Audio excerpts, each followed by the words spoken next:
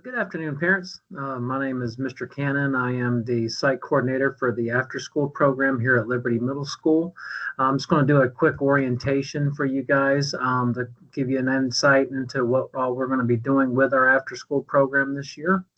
So our start date will be Monday, August 25th, and it's going to run from 4:15 to 6:45 p.m. Now, our dismissal times typically run at 6:45 Monday through Thursday and 6:15 on Fridays. So if you are planning on having your child be a car rider, we are asking that you will pick them up between 6:30 and 6:45 on Monday through Thursdays and 6:05 to 6:15 on Fridays. Now, if they are scheduled to be on the bus transportation, it does typically take a few days or so for us to get that back from transportation, and then we can have that schedule sent out to you guys. All right, so as far as the program itself is concerned, what we do is we have a snack time from about 4:15 to 4:30. That'll just kind of be a time to kind of calm down, get ready for the after-school program from the long day of school. And then so one thing we're going to implement this year is a thing called an exercise period. And so we're going to get the kids up, getting them moving around, get them active. It's not necessarily something that's completely structured, but we may have, a song one day and do some dancing. We may just be walking around. We may be throwing a ball around. We're just going to have some fun for a few minutes before we start our academic sessions. I really felt like that was something that we lacked in years past, and so that's something that I want to implement moving forward. Once we leave the exercise period, we will move into our academic session. This is going to be a time where the students are with a teacher, an instructor, and we're going to do some academic lessons in the class. But one of the things that is a major priority for me is to make sure that kids are getting their homework done, projects done, things of that nature. So one thing I've instructed our teachers to do is that if a student is actively working on a homework assignment or a project, that they are allowed to do that during that academic period as well. And so participation with the lessons is subject to whether or not they have actual homework or things to get done. In my opinion, when they're getting their classroom assignments done and they're getting their homework done, this is going to help them to get better grades in their classes. Also gives them an opportunity to ask questions and things like that. So we're really looking forward to seeing the progress in student behavior and in student grades based on this academic session that we will implement. Once we leave that hour, we'll go into what we call an enrichment period. This is kind of a club activity time of the after-school program, and we do a lot of different things. We've done robotics, we've done piano tutorials, we've done arts and crafts. We do a lot of things where we deal with outdoor sports, or we're doing things with food, or just exposing the kids to different kinds of club activities that will hopefully let them learn a few things, but also have some fun while we're doing it. And then of course we wrap up and we clean and do our dismissal about 10 to 15 minutes before the end of each day of after school program. All right, so during our snack time, we do a thing called Night's Talk. We hold the students accountable for any of the things that they do in school, whether it's behavior or their classes or their work ethic and things like that. So we are very much student driven and accountability.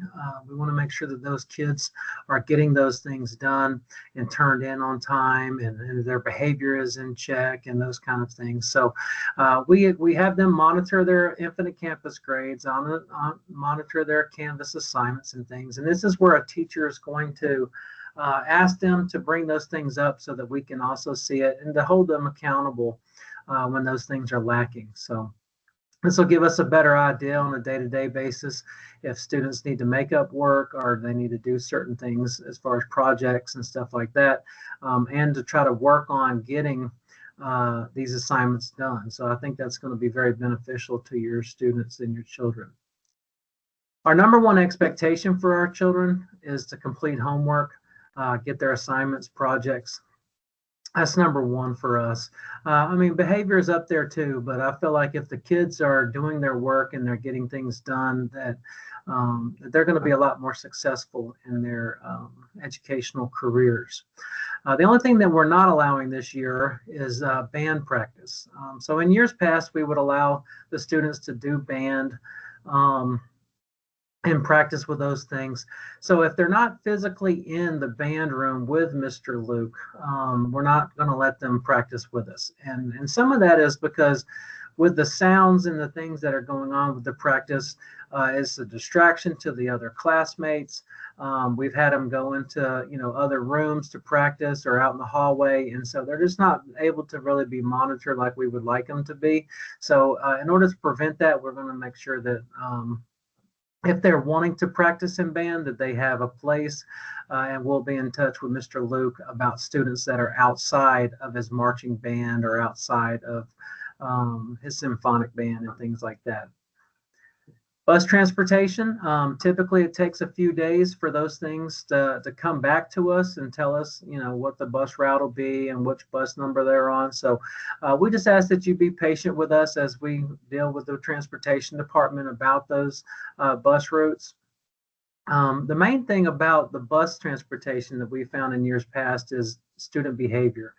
Any instance where a student is doing things that's inappropriate or they're doing things outside of what we would consider school policy or procedures, we're going to hold them accountable for that. And if it's very egregious or if it's very illicit behavior, those will be grounds for consideration for expulsion from the program.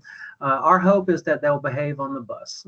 We've explained that to them numerous times, and we really want them to behave when they're on the bus, as you have one driver and sometimes 20 kids being brought home after a long day of school. So we want to make sure that they're safe and get home safe, as well as enjoying that opportunity to have a free transportation to get them home. School policy, it's the same in the after school as it is during the day. So anything they get in trouble for during the after school program, it will transfer over into their regular school day. Mr. Austin has honored that in the past, and we're going to continue to go with that policy. So with our cell phones, we'll collect those during our snack period. We have a place to store them. They'll be safe. And of course, we remind the students to pick them up when they're being checked out, or at the end of each academic period, or excuse me, at the end of each after-school session. And so, if you could just help us to reiterate that with your student, we want to make sure that those children are adhering to the school policies and procedures, so that we don't have any instances where we have to confiscate a phone and give it over to the parents. We'd rather them to freely submit those, and then hopefully that will alleviate some of the issues that we've seen school-wide, not necessarily in the after-school program.